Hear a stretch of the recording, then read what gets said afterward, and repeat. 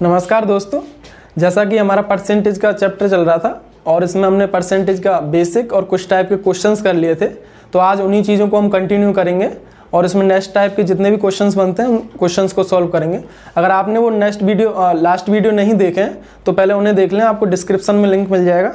तो आइए शुरू करते हैं। जैसा कि मैंने क्वेश्चन पहले से लिख दिया है टाइम बचाने के लिए, तो आइए इसे सॉल्व करते हैं। क्वेश्चन में पहले आप क्वेश्चन को अच्छे से पढ़ लें और उसके बाद इसे सॉल्व करें। जैसे कि किसी वस्तु के भाव में 25% की कमी की गई है, किंतु वस्तु की दैनिक बिक्री में 30% की वृद्धि हो जाती है। परिणाम स्वरूप दैनिक बिक्री से प्राप्त धनराशि पर क्या प्रभाव पड़ेगा? तो जरा क्वेश्चन को आप समझिए, उसके बाद हम सॉल्व करते हैं। किसी वस्तु के भाव में 25% की कमी हो गई, यानी 25% को हम क्या लिख सकते हैं? ये मैं आपको पहले बेसिक वीडियो में बता चुका हूँ, 1/4, फिर भी देख लेते हैं। 25/100 परसेंटेज हटाते हैं तो यानी कि 1/4। इस तरीके से हम परसेंटेज को तोड़ते हैं। तो जो हमारा भाव है, यानी कि हम कह सकते हैं भाव की बात करें तो जो हमारा पहले मूल भाव है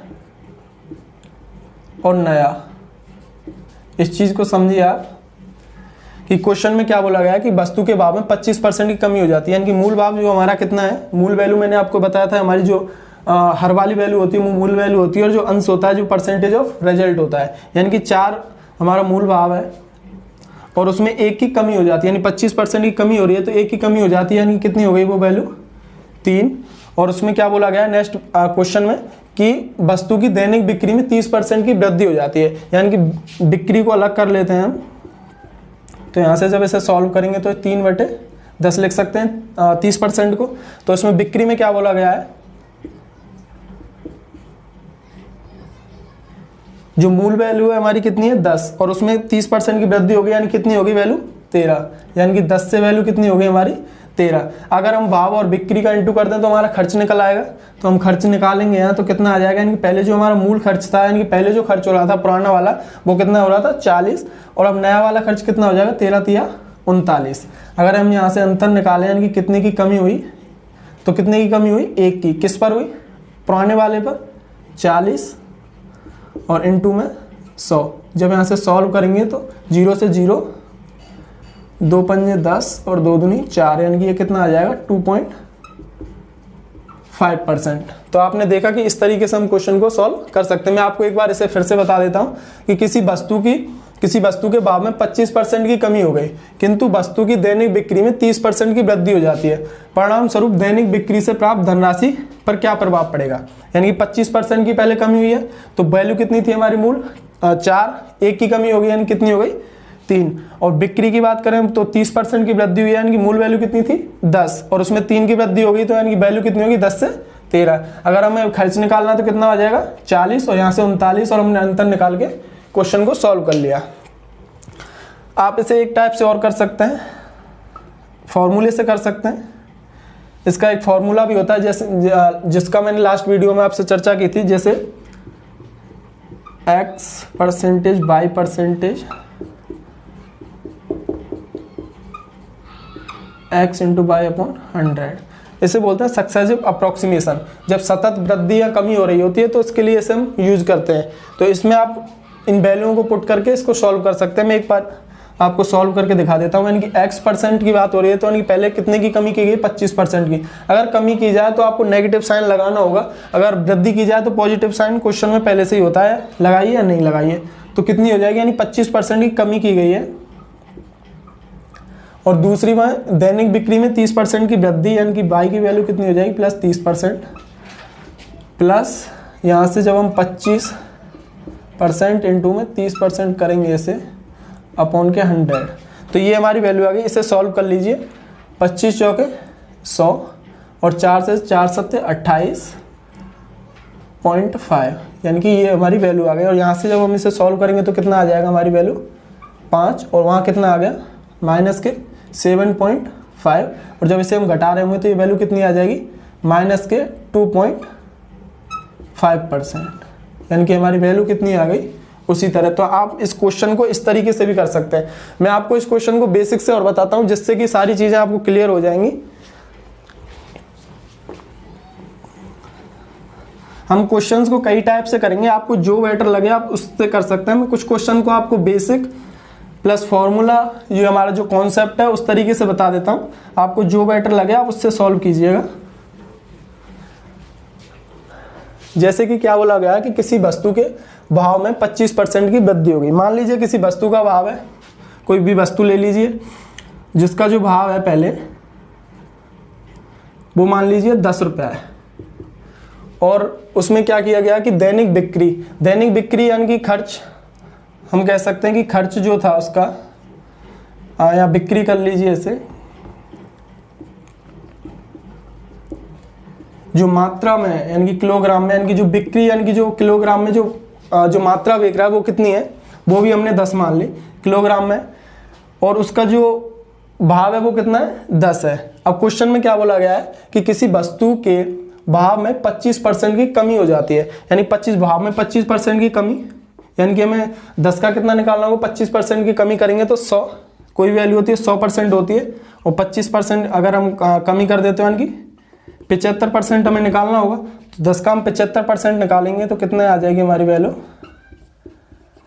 0 से 0 यानी कि 7.5 हमारी वैल्यू आ गई। यानी कि जो भाव था हमारा उसमें 25% की कमी होने के बाद वैल्यू कितनी आ गई, 7.5। अगर हम बिक्री की बात करें तो बिक्री में क्या बोला है उसने कि बिक्री में 30% की वृद्धि हो जाती है, यानी कि यहाँ 30% की अगर हम वृद्धि करें, 10 में 30% की वृद्धि का मतलब हुआ कि कोई वैल्यू होती है 100% होती है, और 30 यानी कि 130 अपॉन के 100, और जब इसे 2 0 से 2 0 यानी कि वैल्यू कितनी आ गई हमारी 13।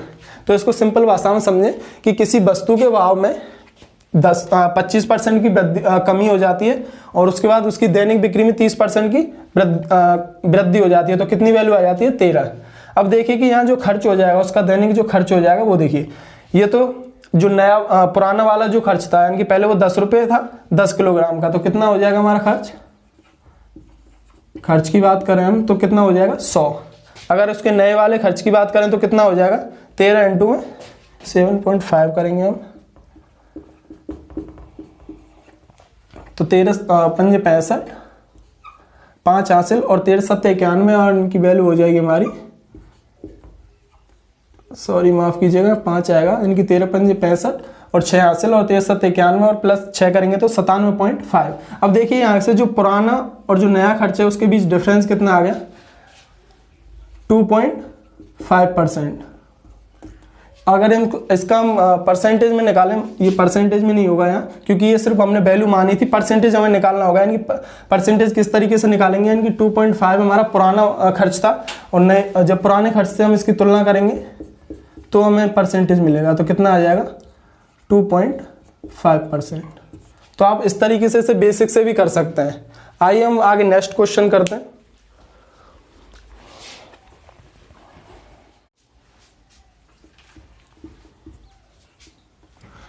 जैसा कि हमने नेक्स्ट क्वेश्चन लिया है कि किसी वस्तु के मूल्य में 75 रुपया है, किसी वस्तु का जो मूल्य है वो कितना है 75 था। पहले वस्तु के मूल्य में 20% की वृद्धि की जाती है, बाद में वस्तु की इसमें 20% की कमी की जाती है, तो वर्तमान मूल्य पूछा है। सिंपल सा क्वेश्चन है, देखिए हम इसे किस तरीके से कर सकते हैं। जो हमारा बेसिक कॉन्सेप्ट है हम उसी से करते हैं। जैसे कि इसमें क्या बोला गया कि 20% की वृद्धि की जाती है, यानी 20% को हम क्या लिख सकते हैं 1/5, क्योंकि 20/100, यहाँ से 20 पंजे 100 यानी कि 1/5। तो क्या बोला गया है कि किसी वस्तु के मूल्य में 20% की वृद्धि की गई है, यानी कि 20% की वृद्धि का मतलब हुआ कि पहले जो था वो 5 था, परसेंटेज ऑफ रिजल्ट कितना है 1, यानी कि वृद्धि करने के बाद वैल्यू कितनी हो गई 6 हो गई। अब दूसरी लाइन में क्या बोला गया है क्वेश्चन में कि बाद में इसमें 20% की कमी की जाती है। तो 20% अगर वैल्यू अलग होती तो हम नीचे लिखते हैं, क्योंकि सेम वैल्यू, तो इसी से हम लिख लेते हैं कि अगर उसमें 20% की कमी की गई है तो 5 से 1 की कमी की गई है, यानी कितनी हो जाएगी वैल्यू 5 से 4। और जब यहाँ से हम ये हमारा पुराना या मूल वैल्यू कह सकते हैं, और ये हो गया नया, और उसमें देखते हैं कि चेंज कहाँ आता है 25 5 25 और यहाँ से 6 6 24। अब देखिए कि उसमें क्वेश्चन में क्या बोला गया है कि किसी वस्तु का मूल्य 75 था, यानी कि जो मूल वैल्यू थी वो 75 यूनिट थी, 25 यूनिट थी, और 25 यूनिट की जो वैल्यू है वो कितनी है 75। तो 1 यूनिट की जब हम वैल्यू निकालेंगे यहाँ से तो कितनी आ जाएगी 75/25, 25 तिया 75, यानी एक यूनिट की वैल्यू कितनी आ गई 3। अब उसने क्या बोला गया कि वर्तमान वैल्यू ज्ञात कीजिए, तो वर्तमान वैल्यू हमारी कितनी है 24 यूनिट, और 24 की जब हम 3 से इंटू करेंगे तो कितना आ जाएगा 24 तिया 72। तो आपने देखा कि क्वेश्चन किस तरीके से सॉल्व हो गया। आप इसे सक्सेसिव अप्रोक्सीमेशन से भी कर सकते हैं। पहले इसका दोनों परसेंटेज निकालिए, उसके बाद जो रिजल्ट आए उससे सॉल्व कर लीजिए। या आप इसे और एक तरीका से ऐसे कर सकते हैं, बेसिक जिसे कहते हैं डायरेक्ट की 75। बोला गया कि पहले वस्तु में 20% की वृद्धि की गई है, तो यानी 20% की वृद्धि कर दीजिए, और उसके बाद बोला गया है कि बाद में इसमें 20% की कमी की गई है, तो 20% की कमी कर दीजिए। और यहाँ से आपको डायरेक्ट, अगर ये वैल्यू नहीं दी होती तो आपको उस तरीके से बेटर रहता। अगर ये वैल्यू दे रखी है तो आप यहाँ से सॉल्व इसको डायरेक्ट कर सकते हैं। ये 6 और ये 5 और ये 20 से 20 चौके और ये 20 पंजे, और यहाँ से 25 तिया 75, और ये वैल्यू कितनी आ जाएगी आपकी 6 चक 24 और 24 तिया 72। यानी कि आप या तो इस तरीके से कर सकते हैं या इस तरीके से कर सकते हैं, जो आपको बेटर लगे आप उससे कीजिएगा। हम नेक्स्ट क्वेश्चन करते हैं। जैसा कि हमने नेक्स्ट टाइप क्वेश्चन लिया है, पहले क्वेश्चन को अच्छे से पढ़ लेते हैं कि किसी आयताकार क्षेत्र की प्रत्येक भुजा 40% कम कर दी गई, आयताकार क्षेत्र के क्षेत्रफल में कितने प्रतिशत की वृद्धि या कमी होगी। तो क्वेश्चन को जब हम सॉल्व करने से पहले समझ लेते हैं कि आयत क्या होता है।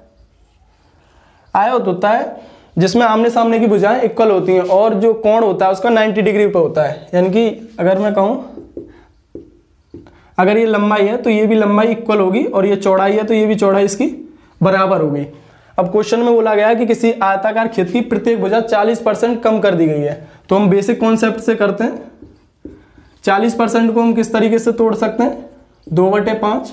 आप देख भी सकते हैं, परसेंटेज का साइन हटाएंगे, 100 से भाग करना होगा, 0 से 0, 2 दूनी 4 और 2 पंजे 10, 2/5। अब बोला गया है क्वेश्चन में कि प्रत्येक भुजा, यानी कि लंबाई की भी बात हो रही है और चौड़ाई की भी बात हो रही है। यानी कि लंबाई में पहले हम कह सकते हैं, यहाँ मूल वैल्यू लिखते हैं और यहाँ नया।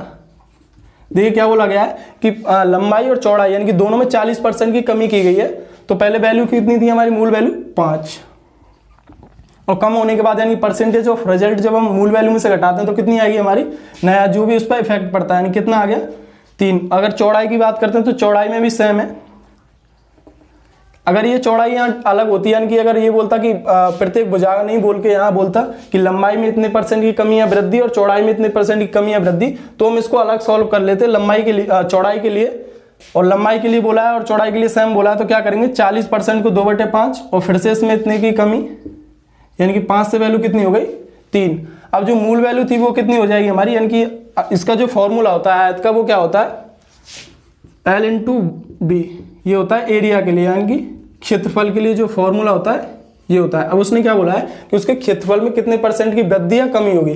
तो वृद्धि या कमी के लिए हमें क्या करना होगा, पहले जो उसका एरिया था वो कितना था 25, 25, क्योंकि L × B करना होगा। ऐसे ही बोला गया कि नया जो वाला है वो कितना हो जाएगा, 9। अब देखिए यहाँ से कितने की वृद्धि या कमी हुई है, 25 वैल्यू तो कितनी हो गई 9, कितने की कमी हुई है 16 की। किस में हुई है, मूल वैल्यू में। कितने की, यहाँ से 16 की हुई है। 25 के लिए जब हम सॉल्व करेंगे तो 25 चौके 100 और 16 चौक 64%। तो ये देखा कि हमने किस तरीके से इस क्वेश्चन को सॉल्व किया। मैं आपको इसको बेसिक से और बताता हूँ। यहाँ पे इसे सक्सेसिव अप्रोक्सीमेशन से भी कर सकते हैं कि x% + y% x × y/100। आप इसे इस तरीके से भी कर सकते हैं, या मैं पहले आपको इसको बेसिक और बता देता हूँ जिससे चीज़ें आपको और क्लियर हो जाएंगी।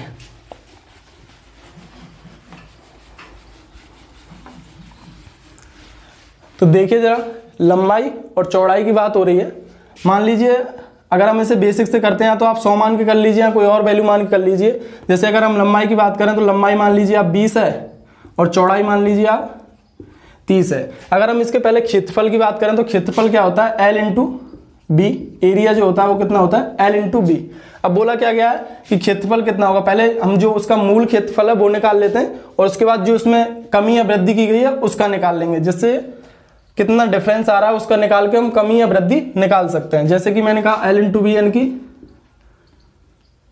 20 × 30 जब करेंगे तो यानी कि ये वैल्यू कितनी आ जाएगी हमारी 600। अब देखते हैं कि जो पहला वाला जो हमारा क्षेत्रफल था वो कितना आ रहा है 600।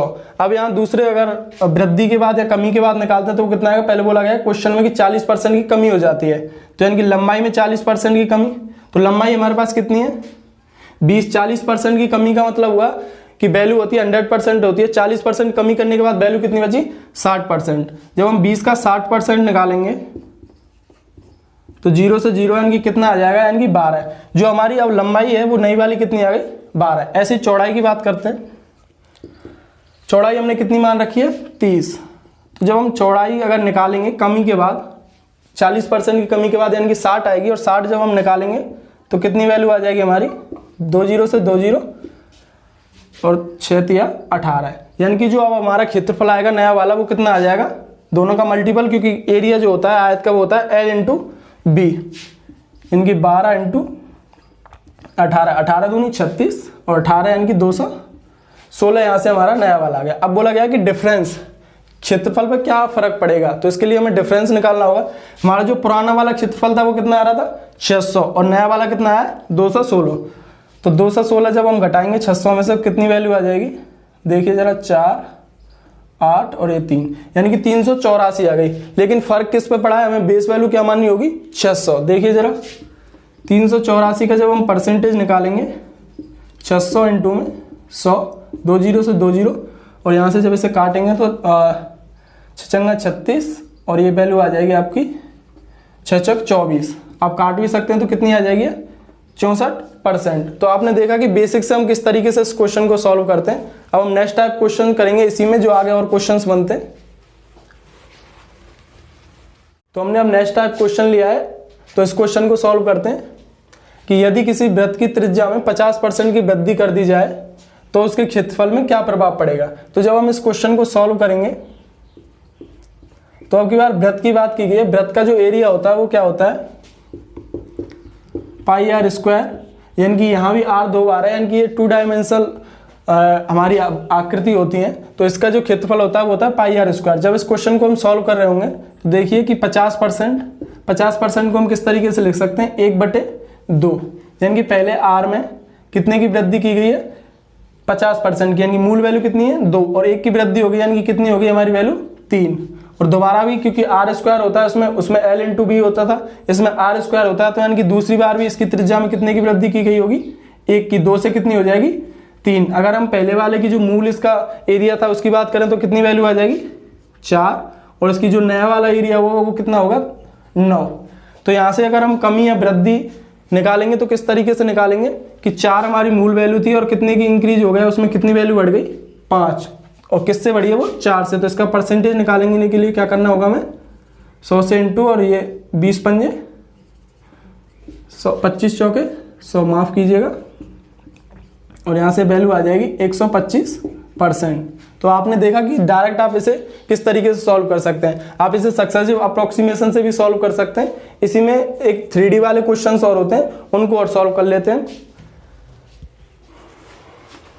कि हमने नेक्स्ट टाइप क्वेश्चन लिया है, यदि किसी बेलन के अर्ध व्यास में 50% की कमी तथा उसकी ऊंचाई में 60% की वृद्धि कर दी जाए तो इसके आयतन में क्या प्रभाव पड़ेगा। उसमें बोला कमी या वृद्धि, अगर कुछ भी बोला होता तो हम सॉल्व करते, इसमें बोला गया कमी। तो कमी के लिए जब हम सॉल्व करेंगे तो किस तरीके से देखिए जरा, अर्धव्यास क्या होता है त्रिज्या का दोगुना होता है। ये हम आगे चीजों को और समझेंगे, पहले बस इतना याद रखिए कि अर्धव्यास होता है त्रिज्या का दोगुना। यानी कि बोला है कि यदि किसी बेलन की अर्धव्यास में 50% की कमी, तो 50% को हम किस तरीके से लिख सकते हैं 1/2। अब उसमें बोला है कि त्रिज्या, अर्धव्यास का मतलब होता है त्रिज्या, यानी कि त्रिज्या में 50% की कमी। तो पहले त्रिज्या में 50% की कमी करेंगे, हमारी जो मूल वैल्यू कितनी है 3, परसेंटेज ऑफ रिजल्ट कितना है 1, 50% की कमी हुई है यानी कि हमारी वैल्यू कितनी होगी 2 से 1 हो गई। और उसके बाद बोला गया है उसमें, क्योंकि ये 2 बार होता है, इसका जो फॉर्मूला होता है वो होता है आयतन का 1/3 पाई आर स्क्वायर एच। जो बेलन के जो आयतन का फॉर्मूला होता है वो होता है 1/3 पाई आर स्क्वायर एच। तो यानी कि इसमें जो आर आता है यानी कि जो त्रिज्या होती है 2 बार होती है, तो इसके लिए 2 बार सॉल्व करना होगा। तो R2 अगर हम करें या R1 ही कर लें ऐसे, ये कितनी हो जाएगी 2 से 1, इसमें भी 50% की कमी होगी यानी कि 2 से कितनी हो जाएगी 1। अगर हम बात करते हैं कि उसकी ऊंचाई में 60% की वृद्धि हो जाती है। तो 60% के लिए जब हम सॉल्व करेंगे तो 60% को हम किस तरीके से लिख सकते हैं, 3/5। तो 3/5 लिख सकते हैं। तो बोला क्या गया कि उसकी ऊंचाई वृद्धि कर दी गई है, कितनी, 60%, यानी कि मूल वैल्यू कितनी थी हमारी 5 और वृद्धि करने के बाद वैल्यू कितनी होगी 8। यानी कि हाइट की अगर हम बात करते हैं तो 5 से कितनी होगी हमारी 8। अब हमें क्या होता है कि आयतन निकालना है, यानी कि तीनों इसमें इंटू दे रखा है, यानी कि त्रिज्या का इंटू प्लस हाइट जो होती है उसका इंटू। तो अगर हम इनका सॉल्व करेंगे तो किस तरीके से करेंगे, 2 दूनी 4 और 4 पंजे 20 और यहाँ से कितनी आ जाएगी 8। यानी कि जो हमारा पहले जो आयतन आ रहा था वो कितना आ रहा था 20 और अब जो रिजल्ट के बाद कितना आ गया हमारा 8। तो इसमें क्या हुआ है कमी, कितने की 12 की, और किससे हुई है 20 से। जब इसे हम सॉल्व करेंगे तो किस तरीके से, 20 पंजे 100 और 12 पंजे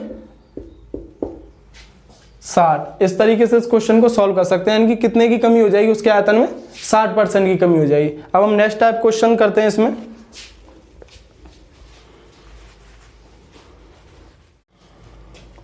तो इसमें नेक्स्ट टाइप क्वेश्चन लिया है हमने, ये थोड़े जो हमने क्वेश्चन किए उनसे अलग है। तो देखिए किस तरीके से क्वेश्चन को हम सॉल्व करेंगे। पहले क्वेश्चन को अच्छे से पढ़ लें। किसी परीक्षा में 65% विद्यार्थी गणित में, 48% भौतिकी में उत्तीर्ण हुए तथा 30% दोनों विषयों में उत्तीर्ण हुए। कितने परसेंट विद्यार्थी इन दोनों विषयों में उत्तीर्ण हुए। इसे हम बेसिक से भी कर सकते हैं, लेकिन इसे हम पहले चार्ट से करेंगे। तो देखिए किस तरीके से सॉल्व करते हैं कि किसी परीक्षा में 65% विद्यार्थी गणित में, तो पहले यहाँ लिख लेते हैं मैथ, और दूसरे में बात हुई है फिजिक्स की, यानी कि पी लिख लेते हैं। तो 48% और 65%। तो पहले मैथ में कितने परसेंट, ये पास के लिए है, 65% मैथ में पास हुए और 48% भौतिकी में। और उसमें बोला क्या गया कि यदि दोनों में कितने परसेंट पास हुए, 30%। तो इसे एक चार्ट में हम देखते हैं कि किस तरीके से सॉल्व करेंगे। 30% दोनों में, तो इसे हम कर सकते हैं 30% दोनों में पास हुए, लेकिन 65% मैथ में। तो अगर 65 में से हम घटाएंगे तो कितना आ जाएगा 35%। यानी कि मैथ में टोटल कितने परसेंट पास हुए, 65%। इसी तरीके से अगर हम फिजिक्स की बात करते हैं तो 48% तो उसमें पहले से पास हुए, लेकिन जो कंबाइंड है वो कितने, 30%। तो यहाँ 48% है, इसमें से घटाएंगे कितना आ जाएगा 18%। ये याद रखिए कि पास के लिए हम सॉल्व कर रहे हैं। इस टाइप के क्वेश्चन होते हैं जो या तो आप फेल जो होते हैं उनके लिए सॉल्व कर लीजिए, या पास होते हैं उनके लिए सॉल्व कर लीजिए। तो हम ये पास के लिए सॉल्व कर रहे हैं। तो टोटल जो पास हो जाएंगे वो कितने हो जाएंगे, 35 और 30 और 18।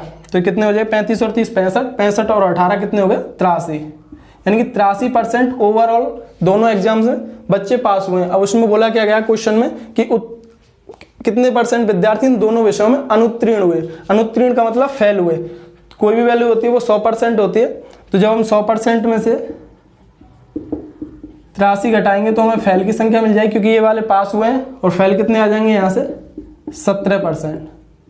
तो इस तरीके के क्वेश्चन को आप इस तरीके से सॉल्व करें तो ज़्यादा बेटर रहता है। इसमें और नेक्स्ट टाइप क्वेश्चंस बनते हैं, उन्हें सॉल्व करते हैं हम। आइए,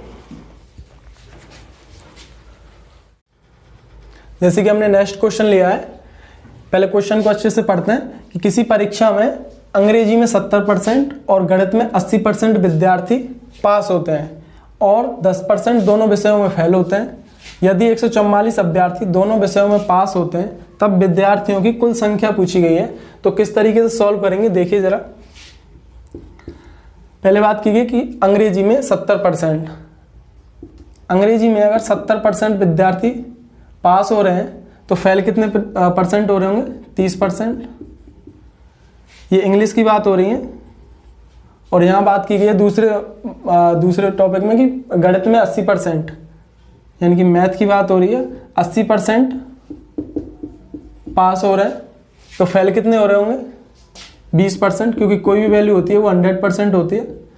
अब बोला क्या गया है क्वेश्चन में कि दोनों विषयों में 20% विद्यार्थी फेल होते हैं। तो हमने फेल के लिए अगर इसे सॉल्व करेंगे, पिछले वाले क्वेश्चन में हमने पास के लिए सॉल्व किया था, तो देखिए किस तरीके से सॉल्व करेंगे। पहले चार्ट बना लें आप कि दोनों विषयों में 10%, तो पहले दोनों के लिए 10%। अगर इंग्लिश की बात हो रही है तो इंग्लिश में फेलों की संख्या कितनी है, 20%। तो 20% यानी कि 10 यहाँ हो गया तो 20 यहाँ हो जाएगा। टोटल कितना करना है हमें, 30%। इसी तरीके से मैथ में कितने 20%, और 10 पहले से हो गया तो 10 यहाँ कितना हो जाएगा 20%। अब ये क्या हुआ, हमारे पास जो टोटल फेल हुए हैं, टोटल जो फेल हुए हैं एग्जाम में उनकी संख्या आ गई कितनी, ऐड करते हैं इसे हम 40%। अब क्वेश्चन को देखिए कि क्वेश्चन में क्या बोला गया है, किसी परीक्षा में अंग्रेजी में 70% और गणित में 80% विद्यार्थी पास होते हैं और दोनों में 10% फेल होते हैं। यदि 144 अभ्यर्थी दोनों विषयों में पास होते हैं, फेल कितने हुए 40%। कोई वैल्यू होती है 100% होती है, तो यहाँ पास कितने हुए होंगे 60%। और उसने बोला क्या कि यदि 144 अभ्यर्थी दोनों में पास होते हैं, यानी कि हमें 60 यूनिट की वैल्यू कितनी दे रखी है, 60% की वैल्यू 144, यहाँ से 1% की जब हम वैल्यू निकालेंगे तो 144 बटे में 60, और यहाँ से हमें पूछा क्या कि तब विद्यार्थियों की कुल संख्या, यानी कि 100 यूनिट की वैल्यू निकालेंगे, तो हम यहीं से इसमें 100 का मल्टीपल कर देते हैं, जिससे 100 यूनिट की हमारे लिए 100% की वैल्यू आ जाएगी। 0 से 0, 6 से जब इसे काटेंगे तो 6 दूनी 12 और 6 चक 24, यानी कि 240। यानी कि जो हमारे जो क्वेश्चन में बोला गया कि अभ्यर्थियों की कुल संख्या, तो वो कितनी आ जाएगी 240। इसी टाइप से हम और नेक्स्ट क्वेश्चन करते हैं।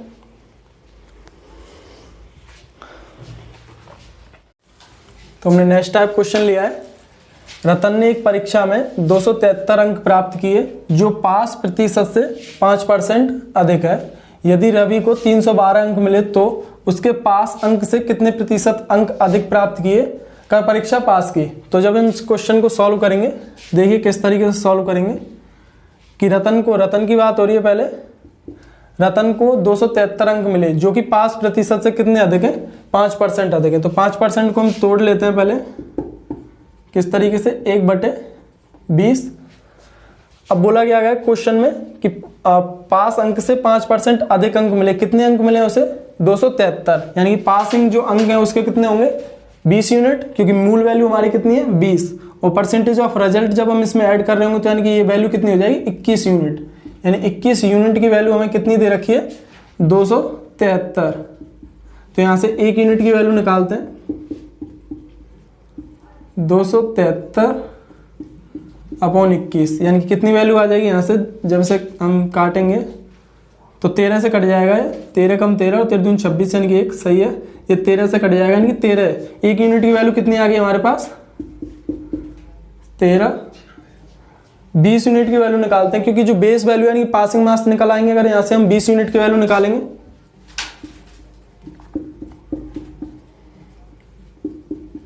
तो 20 यूनिट की वैल्यू हमारे पास कितनी आ गई 260। अब बोला क्या गया क्वेश्चन में आगे, यदि रवि को 312 अंक मिले तो उसने पास अंक से कितने प्रतिशत अंक अधिक प्राप्त कर परीक्षा पास की होगी। यानी कि रवि को कितने मिले हैं, रवि की बात करें तो रवि को कितने मिले हैं 312, लेकिन पासिंग मार्क्स जो कितने हैं वो कितने 260। तो इसे जब हम 260 को घटाएंगे तो कितनी वैल्यू आ जाएगी देखिए, यानी कि 52। यानी कि रवि को 312 मिले लेकिन पासिंग मार्क्स जो कितने वो 260, यानी कि रवि को कितने ज्यादा मिले 52 अंक। किससे ज्यादा मिले 260 से, और उसने क्या बोला कि परसेंटेज निकालना है, यानी कि कितने परसेंट अधिक अंक मिले। तो परसेंटेज के लिए हम क्या करते हैं 260 इंटू में 100, यानी कि किससे पासिंग मार्क्स से कितने अधिक मिले 260, यानी कि 52 बटे में 260 इंटू में 100, 0 से 0 और यहाँ से करेंगे तो 26 दूनी 52, यानी कि 20%। यानी कि रवि ने जो परीक्षा पास की है वो पासिंग मार्क्स से कितने परसेंट अधिक अंक से पास किए 20% से। आप एक बार क्वेश्चन को और पढ़ के और अच्छे से समझें, हम इसमें नेक्स्ट टाइप क्वेश्चन करेंगे।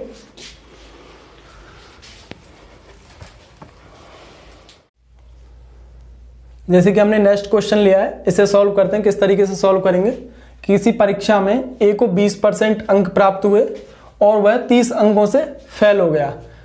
उसी परीक्षा में बी को कितने अंक प्राप्त हुए 32% अंक प्राप्त हुए, जो कि पास होने वाले अंकों से कितने अधिक हैं 42। तो किस तरीके से सॉल्व करते हैं हम इस टाइप के क्वेश्चंस को, देखिए जरा कि ए की बात हो रही है, ए को कितने अंक मिले 20% और वह जो पासिंग मार्क्स हैं उससे कितने कम रह गए, उसके 30 अंक कम रह गए।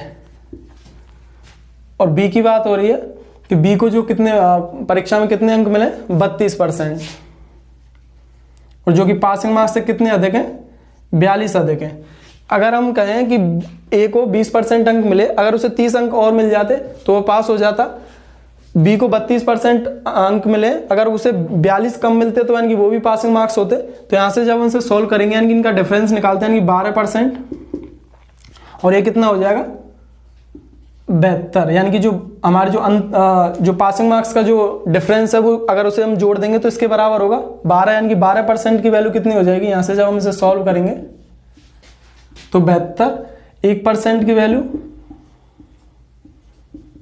72/12 यानी कि 6। तो अगर हम 100% की वैल्यू निकालें, क्योंकि एग्जाम जो होता है 100% वैल्यू होती है, कोई भी वैल्यू होती है जो 100% वैल्यू होती है, यानी कि अगर हमें पासिंग मार्क्स निकालने हैं तो हमें पूरे वैल्यू जितने भी नंबर हैं वो टोटल नंबर निकालने होंगे। तो टोटल नंबर कितने हो जाएंगे 600।